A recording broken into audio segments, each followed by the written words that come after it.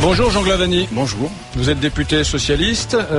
Oui, mais je peux te corriger, pas des Pyrénées-Atlantiques, des Hautes-Pyrénées. J'ai dit Pyrénées-Atlantiques, moi. Oui, Mon Dieu. Mais chez nous, les Pyrénées sont hautes. Ouais, elles sont hautes, voilà, excusez-moi. Vous croyez en Dieu? Non. Non? Non. Non. Personne n'est parfait. Est-ce que, pour vous, les religions menacent en France la laïcité? Non. Et non seulement elles ne menacent pas, même la laïcité les protège.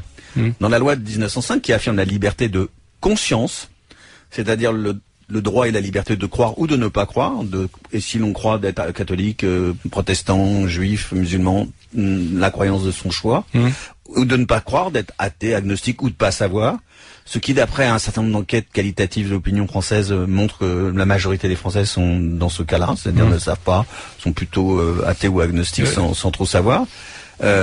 Mais dans cette même loi de 1905 qui affirme la liberté de conscience, il y a aussi l'affirmation de la protection du libre exercice des cultes. Donc la laïcité protège les cultes. J'ai l'impression que tout va bien. J'ai l'impression que tout va bien parce que la question suivante, je pensais que vous allez me dire non, ça va pas. Et la question suivante que je voulais vous poser, c'est est-ce que les religions sont égales par rapport aux agressions contre ces principes laïques? Est-ce que le protestantisme égale l'islam? Eh ben, je ne sais pas répondre à cette question parce que je pense que ça ne veut rien dire, cher ami, être égal. Ça veut dire quoi? Comment on mesure l'égalité entre deux religions?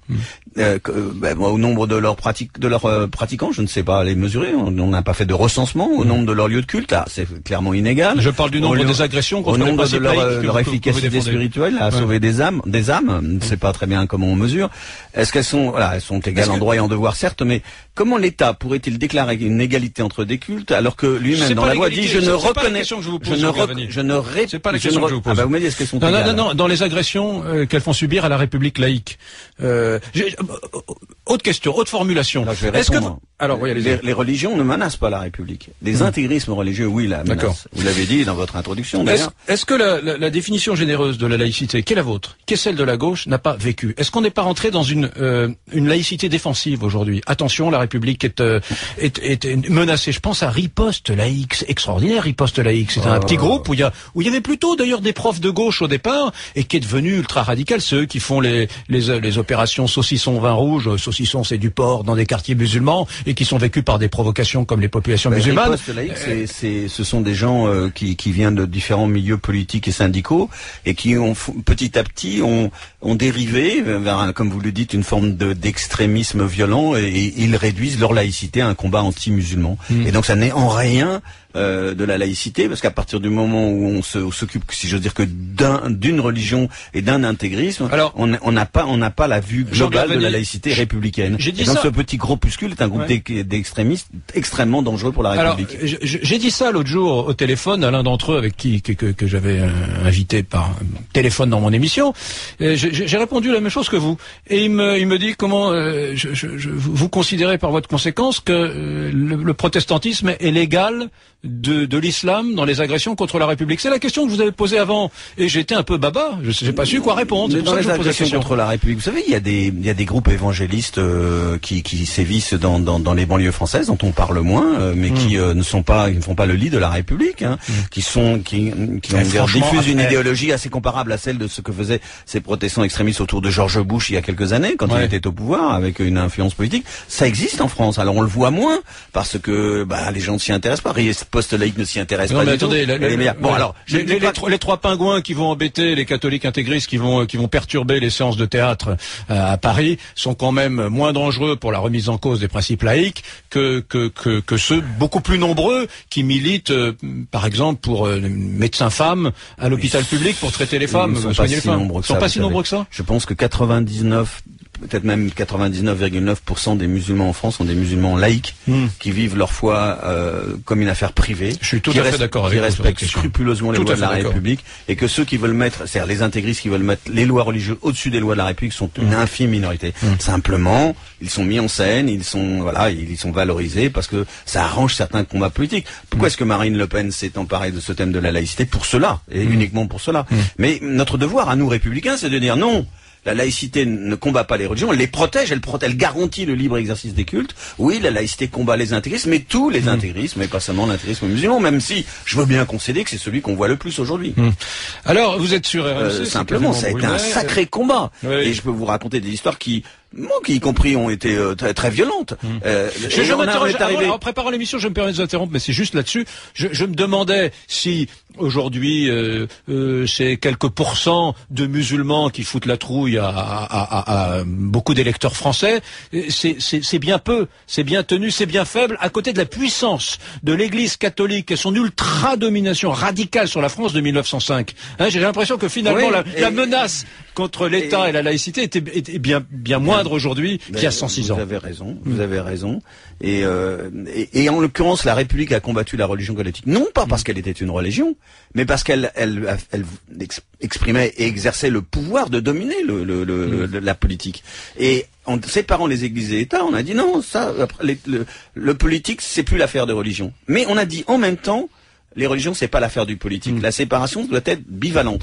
Et donc, voilà, on vit depuis 1905 dans ce régime-là, qui n'est pas seulement une position politique et républicaine à l'égard de la religion catholique, qui est une position républicaine à l'égard de toutes les religions. Jean Glavany, moi j'ai un tout petit problème avec vous. C'est que j'ai le sentiment qu'au nom de cette générosité républicaine d'homme de gauche que vous faites, vous, ou peut-être par respect d'une espèce de politiquement correct, là, vous ne m'avez pas dit depuis 45 minutes que la religion musulmane constituait la menace la plus importante. Je le dis avec un immense respect pour cette religion, que je respecte, je le répéterai jamais assez. Mais les quelques pourcents de musulmans aujourd'hui en France qui se fourvoient sur ce qu'est notre pays, eh bien constituent, j'ai même le sentiment que l'idée laïque serait morte s'il n'y avait pas eu ça. C'est peu à peu, on aurait trouvé ça désuet, la laïcité. Elle a été un peu réactivée par le fait qu'il y a parfois des agressions qui sont assez mal vécues par les Français, ceux qui exigent de la nourriture halal à la cantine. Alors les gens s'arrachent les cheveux, se roulent par terre, disent comment on n'a jamais vu cela, etc.